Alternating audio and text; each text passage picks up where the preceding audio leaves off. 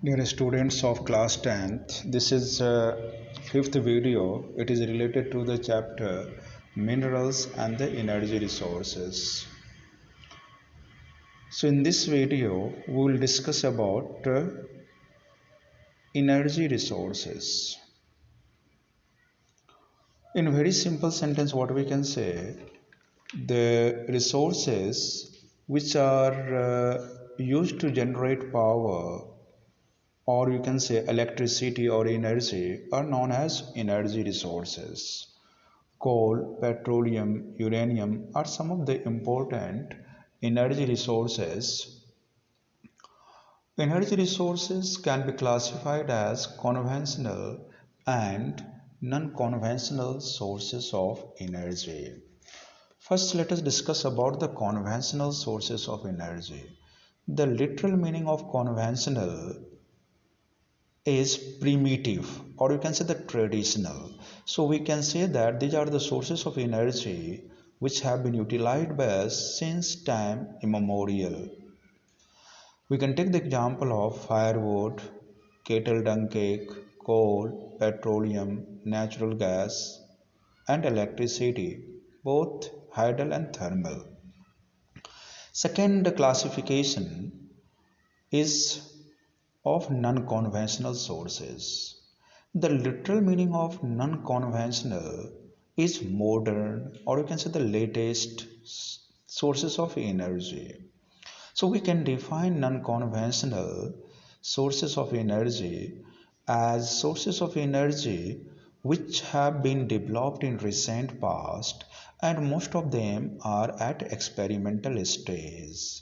We can take the example of solar energy, wind energy, tidal energy, geothermal energy, biogas, and atomic energy.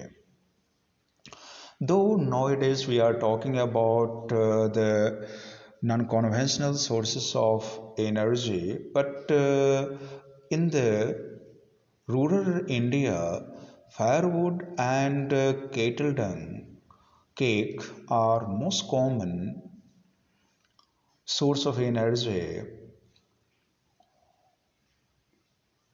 According to one estimate, more than 70% of energy requirement in rural households is met by these two sources of energy. Now we'll discuss about the conventional sources of energy. So with regard to the conventional sources of energy, these are the sources of energy which have been utilized by us since time immemorial, what I told you just now. So the most important one, what we will discuss now, that is coal. So with regard to the coal, this source of energy is the most abundantly available fossil fuel. It provides a substantial part of the nation's energy needs. It is used for power generation, to supply energy to industry, as well as for domestic needs. India is highly dependent on coal for meeting its commercial energy requirement. Coal is an inflammable organic substance composed mainly of hydrocarbons found in the form of sedimentary rocks and capable of being used as fuel to supply heat or light or both. It is also a source of raw material for the chemical industry. It is the main source of power generation in India. About 67% of the country's requirement of power is met through coal. Regarding the formation of coal, coal is formed due to decomposition of organic matter like plants and vegetation buried under the earth crust millions of years ago. Now we'll discuss about the classification of coal. Coal can be classified into different groups on the basis of carbon content. First one, that is the anthracite coal. This is the best quality of coal and contains of 80% of carbon. It is very hard, compact, and it is having a semi-metallic luster. It is found only in Jammu and Kashmir, and that too in small quantities. Second one, bituminous. This is the most widely used coal and contains about 60 to 80% of carbon. It is dense, compact, brittle, and is usually of black color. Its calorific value is very high due to high proportion of carbon and low moisture content. Most of the bituminous coal is found in Jharkhand, Odisha, West Bengal, and Madhya Pradesh. The next one, that is lignite. So, with regard to the lignite variety of coal, is also known as brown coal. It is a lower grade coal which is soft with high moisture content and contains about 60% of carbon. Its color varies from dark to black brown. It is found in Palna of Rajasthan, Naveli of Tamil Nadu, Lakhimpur of Assam, and Kreva of Jammu and Kashmir. The last variety of the coal, that is peat coal. This is the first stage of transformation of wood into coal and contains about 50 to 60% of carbon. It burns like wood and gives less heat, emits more smoke, and leaves a lot of ash after burning. After that, we will discuss about classification of coal fields. In India, coal occurs in rock series of two main geological ages, namely Gondwana, a little over 200 million years in age, and in tertiary deposit, which is only about 55 million years old. The major resources of Gondwana coal, which are metallurgical coal, are located in Damodar Valley, that is in the states of West Bengal and Jharkhand. Important coal fields are Jharia, Raniganj, and Bokaro. Then same variety of coal deposits we are getting in the valleys of Godavari, Mahanadi, Son, and Wardha. After that, tertiary coal. So this variety of coal we are getting in the northeastern states of Meghalaya, Assam, Arunachal Pradesh, and Nagaland. After that, we will discuss about petroleum. So, with regard to the petroleum, or you can say the mineral oil, this is the next major energy source in India after coal. It provides fuel for heat and lighting, lubricants for machinery, and raw materials for a number of manufacturing industries.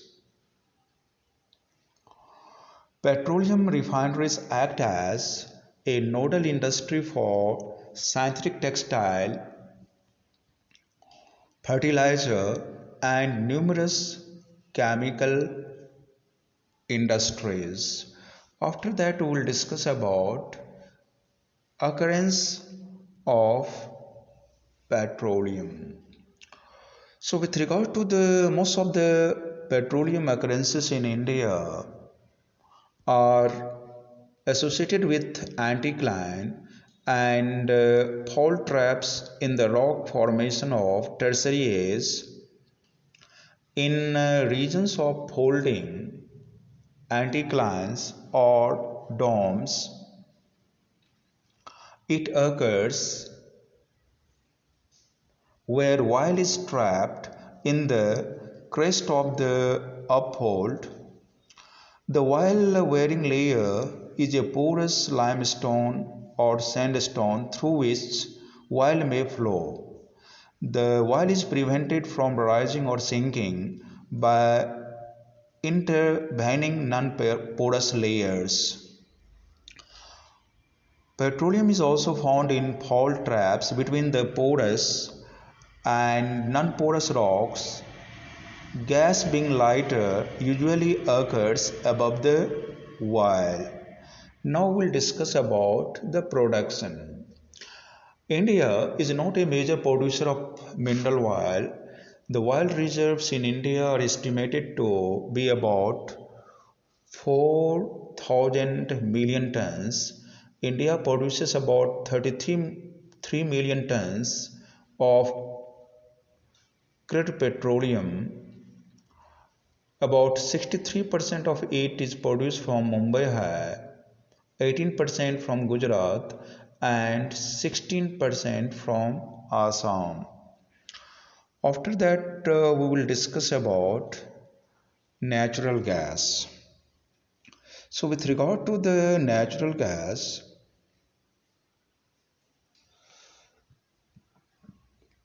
it is an important clean energy found in associated with or without petroleum. It is used as source of energy as well as an industrial raw material in petrochemical industry. This is considered as an environment friendly fuel because of low carbon dioxide emission and is therefore the fuel of present century. So with regard to the reserve of natural gas has been discovered in Krishna Godavari basin. We are also getting other reserves along the west coast. The reserves of Mumbai High and allied field are supplemented by the discoveries in the Gulf of Cambay. Andaman Nicobar Islands are also important areas having large reserves of natural gas. Now let us discuss about some of the advantages of natural gas. You can see here some of the advantages have been given here. So with regard to the advantages, it can be used both as source of energy and also as an industrial raw material in petrochemical industry. It takes less time to build up a power plant based on natural gas. It is easy to transport gas through the pipeline. It is a clean energy resource because of low carbon dioxide emission. So these are some of the advantages of natural gas.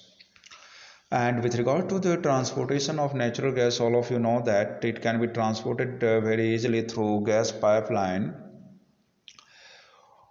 We are having Hazira Vijaypur Jagdishpur pipeline length of about 1700 kilometer, which links Mumbai High and basin with the fertilizer, power and industrial complexes in western and northern India.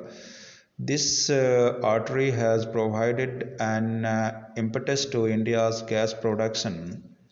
The power and fertilizer industries are the key users of natural gas. Use of compressed natural gas for vehicles to replace liquid fuels is gaining wide popularities in the country. After that, we will discuss about electricity. Electricity plays a dominant role in the industrial and agricultural development of the country. Consumption of electricity is a barometer of nation's economic well-being and standard of living of its people. Availability of abundant and cheap electricity means rapid growth of industry and agriculture, which leads to economic prosperity.